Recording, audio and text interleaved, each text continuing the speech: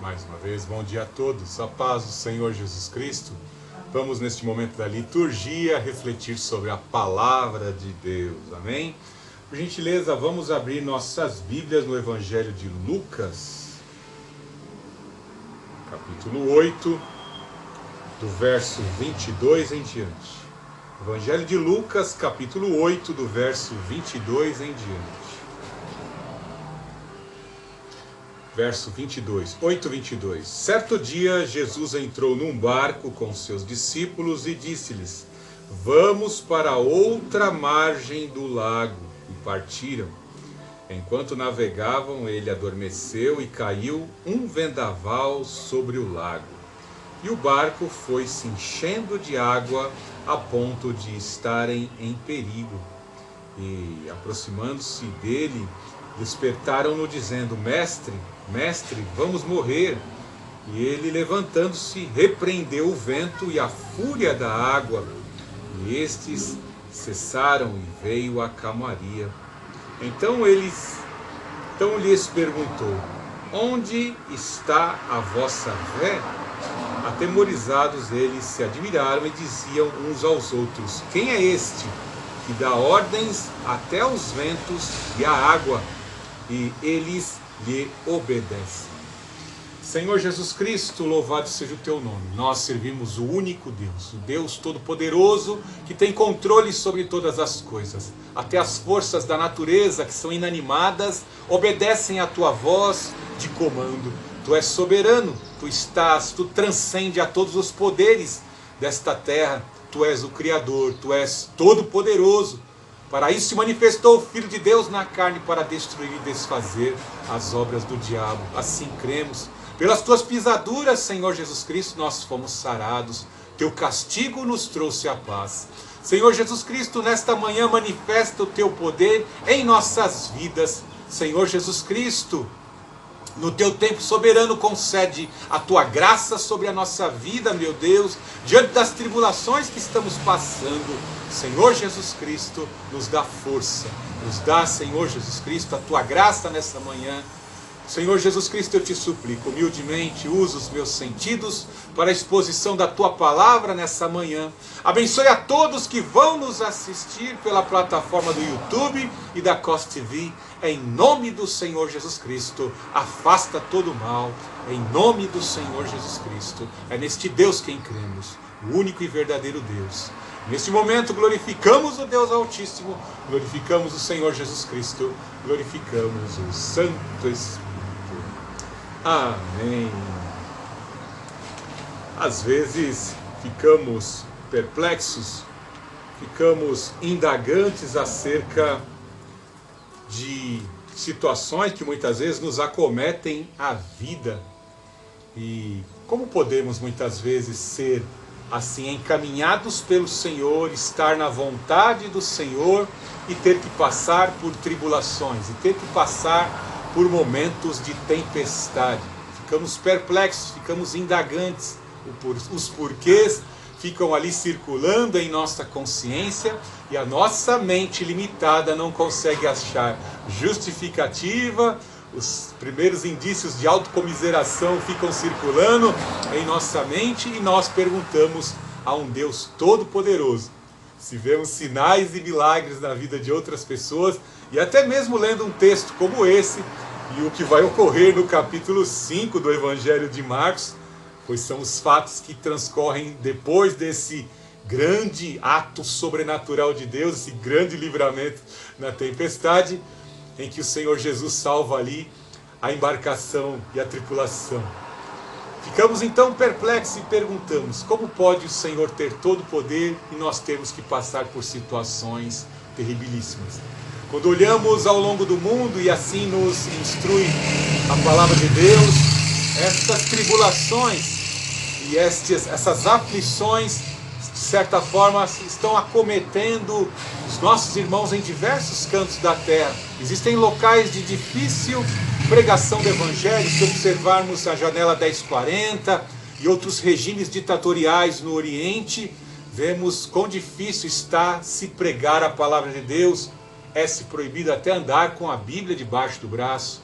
Oremos e clamemos pelos nossos irmãos na Síria, pois eles estão em muito sofrimento. 7 já foram ali eliminados, porque confessavam e morreram ali professando a sua fé no Senhor Jesus Cristo.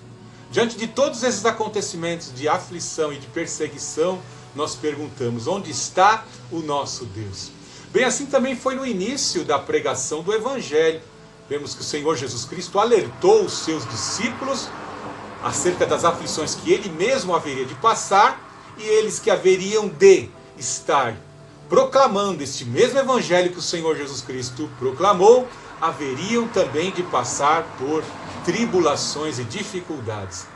Os discípulos não estavam muito bem entendendo, mas veja que o Senhor Jesus Cristo já associa a sua pessoa de estar com ele ali materialmente, fisicamente, juntamente com eles. Ele já fala de um outro Consolador que virá para cumprir o mesmo papel, pois é igual, um outro Paráclito, alguém para andar ao lado, o Espírito Santo, invisível aos nossos olhos, mas perceptível pela sua santidade em nossas vidas. Eu posso sentir alegria e o regozijo de estar aqui agora pregando e sentindo a presença dele. É ele que me capacita a pregar e expor a palavra de Deus. E bem assim, este Espírito Santo, o santo tutor da igreja, o santo preceptor, tem orientado e cuidado da sua igreja em todos os aspectos. Até mesmo no âmago da aflição e do martírio, até mesmo no último suspiro de vida, o Santo Espírito tem ali resguardado as almas dos fiéis para um local de consolo e refrigério. Lázaro já está lá desfrutando deste paraíso que está guardado para todos aqueles que buscam no Senhor a sua salvação e o seu socorro. Lázaro significa: o Senhor é o meu socorro. Então não estamos sós em hipótese alguma. O Santo Consolador está conosco. Ele é presente em todas as situações da nossa vida. Por mais que nós fiquemos aflitos porque perdemos o controle da situação, o nosso Deus está no controle, e nem na morte ele permitirá que nós venhamos a escapar das suas mãos. Quem nos separará do amor de Cristo? Nem altura, nem profundidade, nem perigo, nem espada, nem qualquer outra criatura, nem a morte pode nos separar do amor de Deus. Temos o selo da promessa, e esse selo da promessa, que é o selo do Consolador sobre as nossas vidas, nunca nos deixará só. Como eu questionei no início da mensagem, como podemos conciliar a obediência ao Senhor Jesus Cristo e ter que passar pela tempestade? Como podemos conciliar a tempestade com a presença do Senhor Jesus Cristo dentro das nossas embarcações? Como podemos conciliar a tempestade com o sono do Senhor Jesus Cristo, com o tempo dele agir? São questionamentos que nós fazemos quando vem a tempestade sobre a nossa vida. Como conciliar a obediência a Cristo e a tempestade? Se você viu no texto que nós lemos em Lucas 8:22, esse texto também se repete em Mateus capítulo 8, 23, 27, e em Marcos capítulo 4, do 35 em diante. A mesma narrativa assim feita, realizada, escrita pelos 3 evangelistas, e alguns detalhes são colocados ali nessa narrativa para nos ajudar a compreender como assim passar, como conciliarmos essas ordenanças do Senhor, a presença do Senhor, a espera do Senhor em meio às tempestades que nós temos que passar nessa vida. Como conciliar a obediência a Cristo em meio à tempestade? Por que eu digo isso? Porque nós vemos que no texto que nós lemos de Lucas, certo dia Jesus entrou numa embarcação, num barco com seus discípulos e disse: vamos para outra margem do lago, e partiram. Será que a tempestade ia pegar o Senhor Jesus Cristo de surpresa? Ou ele sabia muito bem tudo que haveria de acontecer? Nada pega o nosso Deus, e quanto mais o Senhor Jesus Cristo, que tem todo o poder. Vamos entender que neste período do exercício do seu ministério na terra, ele está cumprindo algumas profecias que ele entregou para Eva lá no passado, para Adão lá no passado, e havia uma necessidade do Filho de Deus, sem deixar nunca, jamais de ser Deus, adquirir encarnação. Então o Senhor Jesus estava materializado ali com eles. O Filho de Deus encarnou, ele é o Messias, ele é o Filho de Deus, e todo o poder e toda a plenitude estão intrínsecos no Senhor Jesus Cristo. E aí ele dá ordem, o Senhor Jesus Cristo, Filho de Deus, dá ordem: vamos entrar na nossa embarcação e vamos passar para o outro lado. E os discípulos ali obedeceram. Quantas vezes você obedeceu ao Senhor? Quantas vezes você recebeu bênçãos do Senhor? Até revelações particulares de algo que Deus ia conceder à sua vida. E de repente ali em posse daquela grande vitória, daquele casamento, daquele bem material, em posse dos seus filhos. E aí num determinado estágio, após ter recebido a curto, a médio e a longo prazo, aquela bênção começa a sofrer ataques, o filho fica doente, o casamento começa a desregular, o bem material que se lutou tanto para conquistar é perdido, dívidas e tantas outros problemas podem acometer e se formam tempestades. Me lembro aqui de uma revelação particular que uma pessoa tão querida recebeu. Olha, irmã, Deus manda dizer, viu? Eu vi um redemoinho, um vendaval indo lá para tua casa para causar um rebuliço, para causar um problema, para causar uma dificuldade. Veja que mesmo exercendo a posição, num culto de oração, tá ali, a pessoa está adorando, está clamando, está buscando a Deus, e o Espírito Santo usa os seus vasos, usa os seus servos para dizer que um grande vendaval está se aproximando. Da mesma forma como Jeremias também alertou o seu povo: arrependei-vos, pois o grande leão que brama do extremo norte, que seria Babilônia, leão era o símbolo de Estar, a divindade cultuada pelos babilônicos, haveria de vir contra Judá, contra Jerusalém, e 3 cercos terríveis acometeram os judeus. Veja que ele tem uma visão terrível de uma panela de pressão, de um caldeirão, melhor dizendo, de um caldeirão ali com roupas sujas, que as mulheres usavam muitas vezes quando a roupa estava muito encardida. Havia uma necessidade de colocar roupa suja dentro de um caldeirão fervente, com água fervente, para poder desengordurar, para sair a sujeira da roupa. Babilônia seria usada como vara de açoite, como pressão sobre Jerusalém, sobre o seu povo, para poder haver purificação do seu povo. Quando veio o cerco de Jerusalém, quando ocorreu o cerco de Jerusalém, entre o ano 66 até o ano 70, vemos ali uma situação terrível. Mataram, conspiraram contra o Filho de Deus, e agora Roma vinha como vara de correção contra o povo. O próprio povo disse: nosso imperador é César, e não esse Jesus, que caia sobre nós o sangue desse justo. Jerusalém passou por situações terríveis. Depois leia com calma lá Mateus 24 e vocês vão ver. Pedra sobre pedra, nenhuma pedra ficará. Esse templo que vocês tanto veneram, não vai ficar pedra sobre pedra. O povo foi açoitado, tribulações. Nosso Deus, Ele permite momentos de tribulação, de açoite para as nossas vidas, com o intuito de nos purificar. Pedro nos afirmou isso. A prova que vem sobre vós é como fogo no ouro. Assim como o fogo purifica o ouro das suas impurezas para aumentar o valor de quilate, o valor agregado do ouro, bem assim nós estamos passando por provações dentro do projeto, dentro do propósito soberano de Deus para as nossas vidas, com o intuito de nos purificar.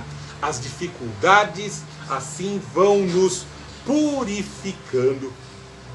Eu me lembro muito bem nas aulas de mecânica, algo muito importante, que as provações, ou melhor dizendo, que como é o funcionamento do motor, e eu estava preparando esta mensagem e automaticamente as minhas aulas de mecânica lá me serviram de ilustração para um ensinamento muito importante acerca do funcionamento de um motor, né? Existem 4 ciclos para o funcionamento de um motor. E qual é a finalidade do motor? Produzir poder de arraste. Eu não vou explicar aqui todo o processo químico, mas são 4 ciclos: admissão, compressão, explosão e combustão e escape. Admissão, compressão, explosão, escape. Esses 4 ciclos de movimentação dentro de um motor vão produzir o poder de arraste do veículo. E nós vemos como é útil essa tecnologia do arraste, ou seja, usamos o automóvel para nos transportar, usamos o trem, vemos o trem, a locomotiva, o metrô que nós pegamos todos os dias, com o intuito de nos transportar. Vemos a solução. E hoje vemos aí várias tecnologias sendo aperfeiçoadas e aumentando o poder de arraste de caminhões e de automóveis. Existem automóveis super possantes, porque essas tecnologias estão constantemente sendo aperfeiçoadas. E aí o Senhor me fez lembrar de um texto, né? O texto de segunda carta de Paulo aos Coríntios, capítulo 4, que nos vem trazer algo muito importante acerca disso, né? Nós vemos admissão, compressão. Vemos que a pressão dentro do cilindro com a substância gasolina e o ar produzem esse movimento do pistão que vai gerar força, a explosão e a força do motor.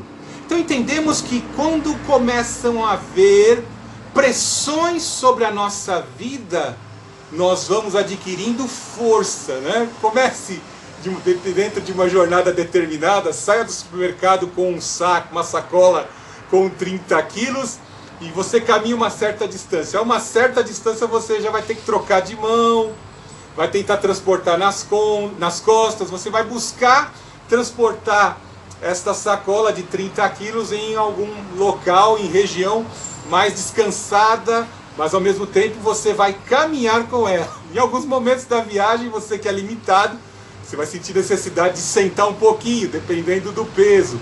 Uma coisa bem certa, trazendo tudo isso para a palavra de Deus, nós vemos que o nosso Deus estabelece soberanamente, assim como Ele assim chama aos seus discípulos: entrem no barco, vamos atravessar o mar da Galileia, pois temos algo a realizar. Deus não revela o que Ele vai fazer.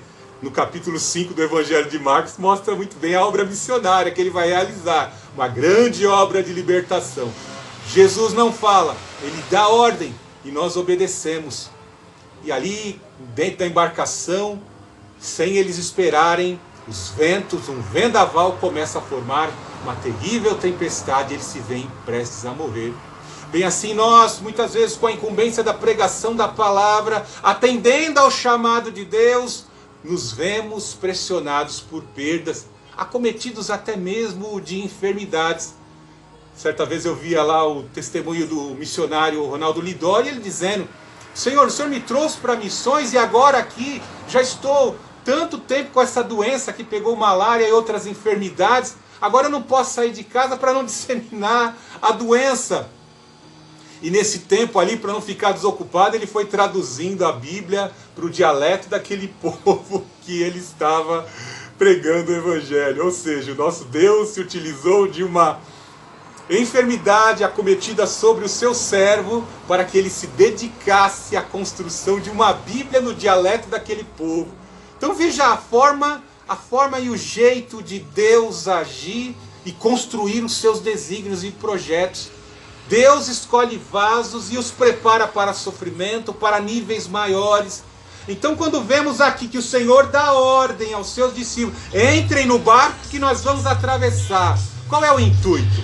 Digamos que ao lado do Senhor Jesus Cristo, qualquer um se sentiria gigante, pois via Ele multiplicar pães, ressuscitar mortos, ter autoridade sobre os demônios, curar as doenças espirituais, curar as doenças físicas. E os discípulos estavam ficando muito mal acostumados, entre aspas, vendo ali que o Senhor estava ali para garantir, crendo que miríades de anjos estavam ao redor dele, né? Jesus dizia: está amarrado, aí o demônio já ficava com a mão para trás. Estou brincando, né? Os demônios ali se submetiam e reconheciam: ó Santo de Deus, vieste nos destruir. Os discípulos ouviram isso, confirmando todos esses grandes eventos, esses grandes sinais, essa ação sobrenatural, reconhecendo Isaías 61 de que ele é o Messias, de que ele é o Filho de Deus. Pedro foi um dos primeiros a reconhecer, mais que um grande profeta, que ele era o Filho de Deus. Isso traz a familiaridade de achar o quê? Estamos do lado de Jesus e não tem problema. Eu duvido que Roma tente algo contra nós. Diante desta familiaridade de sempre achar que o Senhor Jesus Cristo está ao nosso lado, nós podemos, de certa forma, negligenciar a nossa busca por poder e santificação. Quão terrível é essa situação de familiaridade das pessoas achar que Deus sempre está do meu lado, igualzinho Sansão. Está cheio do poder de Deus, ele fazia exibições de força, arrancava os portões de Gaza, mas ao mesmo tempo numa região de perigo, se envolvendo com prostitutas, negligenciando o grande propósito de Deus. E o Espírito Santo nunca o abandonou diante de todas as aflições. Quando vieram toda uma fortificação, toda uma infantaria de filisteus contra ele, ele ali feriu, desarmado, com uma queixada de jumento, feriu a 1000 homens. E o Sangar, então, 600 homens com aguilhão de boi. Veja o poder que transcende o poder de Deus sobre a vida de um só homem, o que Deus pode fazer.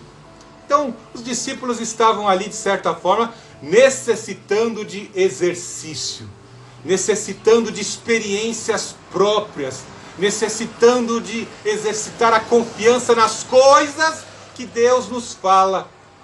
Muitos crentes nem pegam mais na Bíblia porque só querem, estão acostumados a ouvir bravatas, jargões de vitória, frases fáceis de decorar para poder recitar no problema ali da dificuldade, mas não a experiência própria de se dedicar a garimpar a palavra de Deus e receber revelações particulares da palavra de Deus. Deus faz isso com todos nós. E como é que Deus vai fazer isso com a nossa vida? Quando Ele fala, sai da Batcaverna, sai do teu quarto, sai desse lugar e vai para cá, atravessa a margem. Quando Deus nos dá ordem para nós sairmos de pontos de estagnação da nossa vida, quando estamos ameaçando estagnar, quando não queremos mais evoluir, Deus aparece em nossa vida e fala, vem para águas mais profundas. Tá bom a revelação aqui, Senhor Jesus, já tem o suficiente para viver a minha vida. Não. Tá molhando o tornozelo, eu quero mais, vem. Já tá molhando o joelho, Senhor, tá bom. Vem para águas mais profundas. Pois eu tenho revelações maiores, níveis de revelação e de conhecimento mais elevados do que você possui. Precisamos ter experiências com Deus para fortificarmos a nossa vida. Por isso ele fala aos discípulos, entrem no barco, entra na embarcação e vamos avançar. Veja aí que nos diz no Evangelho de Marcos, neste mesmo texto, né? No verso 35, tarde naquele dia Jesus lhes disse, passemos para outro lado. E deixando a multidão, eles o levaram consigo no barco, e assim como estava, outros barcos o seguiam. Então veja aqui que o Senhor Jesus dá ordem específica aos seus discípulos, e aqueles que estavam em busca de sinais. Com certeza muitos dos 70 também, que foram comissionados apostolicamente, também estavam juntos. Então tinha muita gente em embarcações seguindo o mestre para ali receber das suas bênçãos, buscar o conhecimento. Eram diversas as necessidades de cada um deles. Veja que especificamente o Senhor Jesus Cristo quer trabalhar, pois ele disse para os seus discípulos, nós pastores temos que estar sempre preocupados com isso, formar discípulos, preparar discípulos para o reino, falar a verdade do reino, para que esses possam, compreendendo a verdade, a realidade do mundo jaz do maligno, estar preparados para enfrentar o inimigo, para não ficarem surpresos quando acontecer o vendaval, quando ocorrer a perseguição, quando chegar a tribulação, a pessoa está preparada para enfrentar. Veja que outros barcos também seguiam, né? E aí veja no verso de Marcos 4:37, levantou-se um grande vendaval e as ondas se arremessavam contra o barco, de modo que ele estava inundando. E aí veja, no verso 38, Jesus, porém, estava na popa, dormindo sobre uma almofada. Então veja que situação. Jesus dá ordem e vai descansar. Uma grande multidão, como está sendo citada aí, foi deixada na margem. E uma grande parte dessa multidão estavam em barco seguindo, uma procissão, uma barcociata estava ocorrendo naquela época, seguindo o mestre. E de repente vemos a formação de um vento. É muito comum no YouTube nós vemos lá grandes servos de Deus, missionários, exercendo as suas funções, a sua comissão apostólica lá na África e outras regiões também da Ásia, e vermos ali turbilhões de ventos se formarem para impedir a obra missionária e a formação de igrejas. Então veja ali que até certos bruxos ali vão para a porta das congregações ali, congregações humildes, muitas vezes não tem nem o telhado.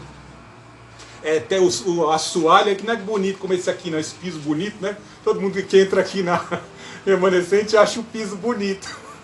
Não tem esse piso bonito igual aqui o da Remanescente, não. É chão batido, né?